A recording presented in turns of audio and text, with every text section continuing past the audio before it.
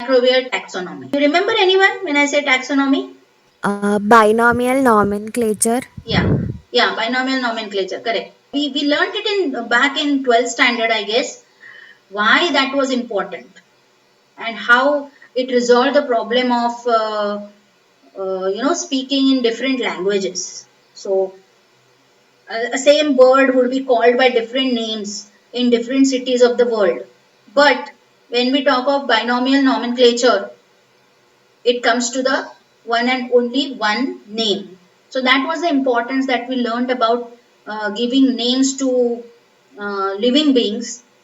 And now, since we are into microbiology, we are going to talk much more detailed aspect of microbial taxonomy. So when I say microbial taxonomy, the first thing that comes into your mind is why are we studying this? Can you tell me one or two reasons that are popping up in your mind? Ma'am, Yes. by giving names to microorganisms, it becomes easy to classify and study them. If we don't give names to the microorganism, it will be very difficult for us to study them and classify them into different criterias. Okay, there is one point that you mentioned, very important point. Yes, definitely, we have to give names so that we can classify and nomenclate, or we can study them, right? But it is actually the opposite process. We first, find out new organisms, then we classify them. That classification is based on their different characteristics, and then after classification, we nomenclate them.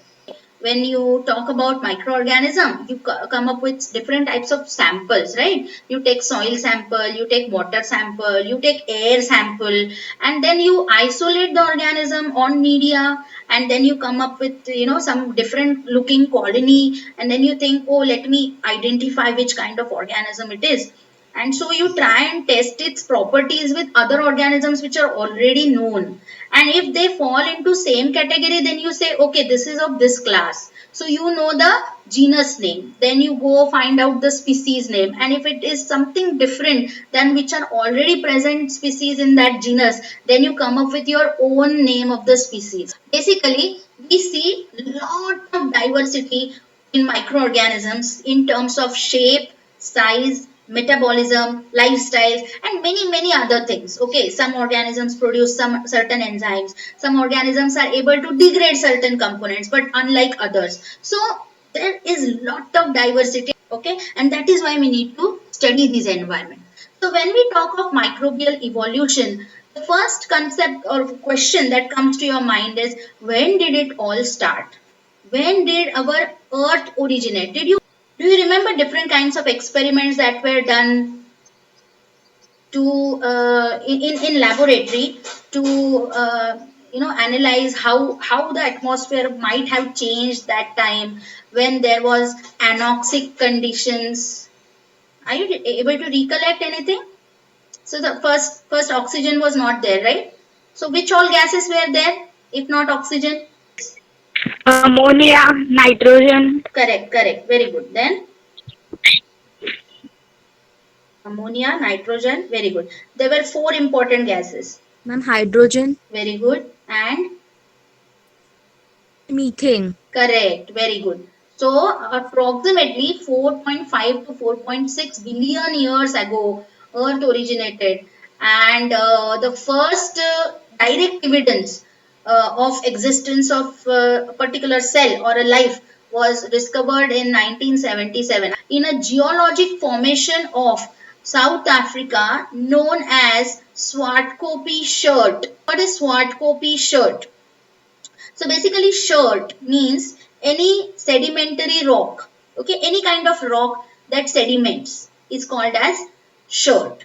And Swartkopje is some kind of word that relates with granular silica. Okay, so these microbial fossils as well as those from Archean apex. Okay, now we will talk about this Archean apex or Archaea and bacteria and difference between them in our next few sessions, but not today. Now you understand 4.5 billion years ago Earth originated. And 3.5 billion years ago first life forms they are saying that we could trace it back up to 3.5. So almost 100 billion years no life existed. So this is what I talked about as short. Okay, so this kind of rock we generally observe on different places and we ignore them, right? But those paleontologists, they don't ignore it and they try to understand what kind of fossils they would take from these, or they would be able to understand from these rocks. So you can see here there is some kind of section that has been taken, right? So what they do with this kind of rock is they make tiny sections of these rocks, okay, and then they study it under microscope. So these kind of lines that you are able to see on the rocks are nothing but the fossils, and you will understand it कि ये lines के अंदर you will get different types of fossil microbial fossils when you observe it under microscope. तो ये अलग अलग किस्म के rocks है. You can see the names I have put it, Rhynie shirt and gunflint shirt and fossiliferous shirt.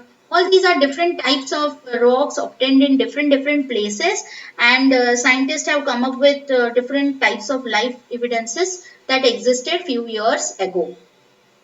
So this is what I talked about, tiny sections of the rock, and they would find it under microscope. ये जो है ये cyanobacteria का fossil है. Okay, this is also another kind. So what they have done is they have taken these rocks, they have made the very thin sections of these rocks, and they have observed it under microscope.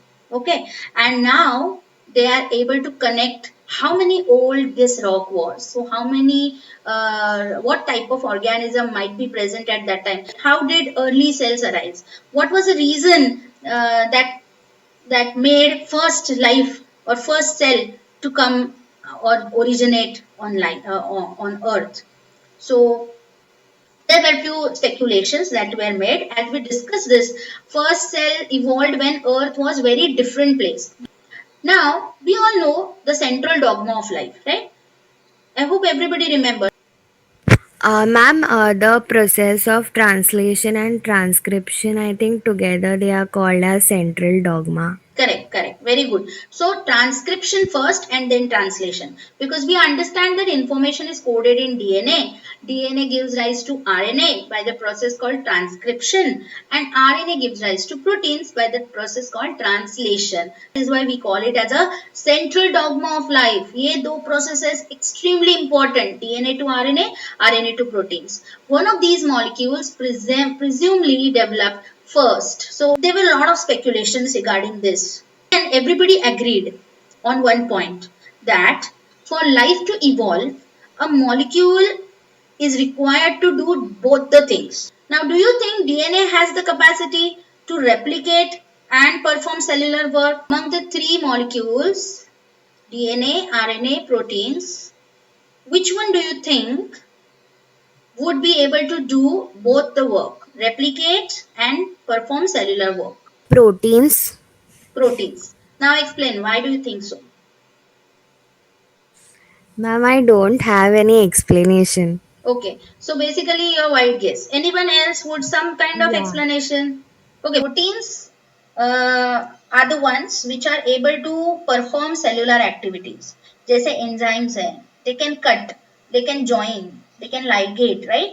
We have many enzymes, we have seen many enzymes, but they cannot regenerate themselves. DNA is just storage of information. It is not involved in any of the cellular work, isn't it?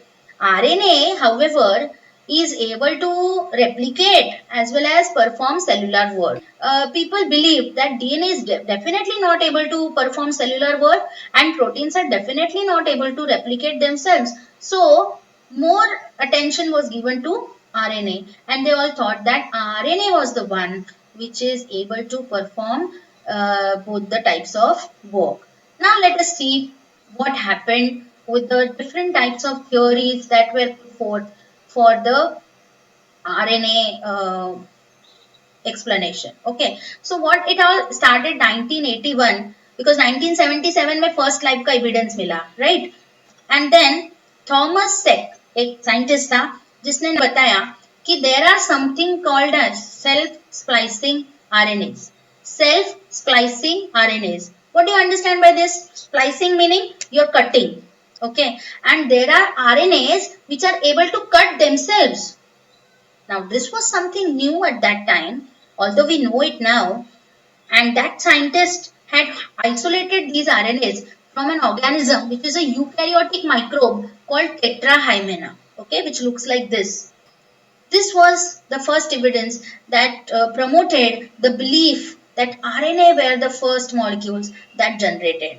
उसके 3 साल बाद 1984 में there was another scientist Sidney Altman who discovered RNase P in E. coli, and this again proved that RNA does perform cellular activities as well. Okay, so again the belief of RNA generated first over DNA and proteins was more firm. So RNA molecules which are having catalytic activity are called as ribozymes. This is an important definition for all of you to remember. In 1986, Walter Gilbert, a scientist है, who hypothesized the terminology called pre-cellular RNA world. Pre-cellular RNA world. What I mean by that is, he just said that cells were not existing. Okay, at that time only RNA was into picture and only RNA existed. ये उसका मानना था Walter Gilbert का, who tried to prove, and what he said was the first self-replicating molecule was RNA, which is capable of storing, copying, expressing genetic information, and it also possessed enzymatic activity. So all this type of work was available only in RNA. That is why RNA were existing before the entire cell was generated. Till here, the timeline is being very clear. 1977, we discovered first microbial fossil giving evidence that life existed 3.5 billion years ago, almost 100 billion years after the earth originated. And after that, the discoveries and the different types of theories were put forth. So Thomas Seck, 1981, 1984 Sidney Altman, 1986 Walter Gilbert, giving us the theory called pre-cellular RNA world, which is also called as RNA world hypothesis. यहाँ तक सब clear है? उसके बाद there were points. Okay, कुछ लोगों को ना ये खटक रहा था. They came up with 2-3 disagreements about RNA world.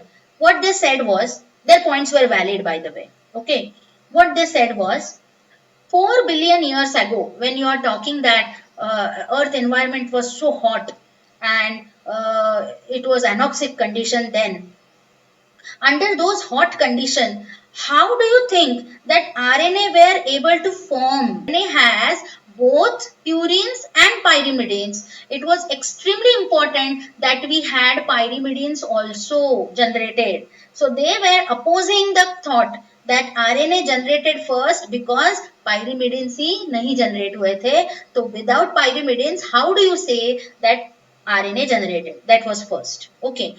As all of us know, RNA is very fragile. So even if you have assembly of purines and pyrimidines done because of some force in the atmosphere, it was very likely that this molecule will get degraded also immediately. Okay, and therefore they all rejected the theory that RNA were the first molecules that came into picture before cells. But then James Ferris was a scientist, as you can see on the timeline, after 10 years. Okay, तो 1996 में ये scientist ने एक experiment किया जिसमें उसने एक clay particle का नाम है मॉन्ट मोरिलोनाइट. The left hand side picture that you are seeing is the impure kind of clay particle, and the right hand side picture is a purified clay particle. So he used this clay particle and he mixed it with the charged nucleotides. When he mixed with the nucleotides, it was observed that the RNA formation was much faster and उसका degradation भी नहीं हो रहा था. ये theory पे theory opposing theories, and then discussion continued. Then there was one last question that was again opposing the RNA world hypothesis, what we call it as. That the question was ability to self-replicate. Now we know there is something called as RNA polymerase, right? RNA polymerase do replicate RNAs, but again RNA polymerase is nothing but proteins. And till date, though many of the scientists are saying that RNA existed, there are some people who are still opposing this understanding of RNA being the first in the world or in the on the earth. So this is altogether RNA world hypothesis. It all started when 1977 the Swatkopy shirt was discovered, and it all ended with 1996 James Ferris experiment, which talked about overcoming the degradation of RNA.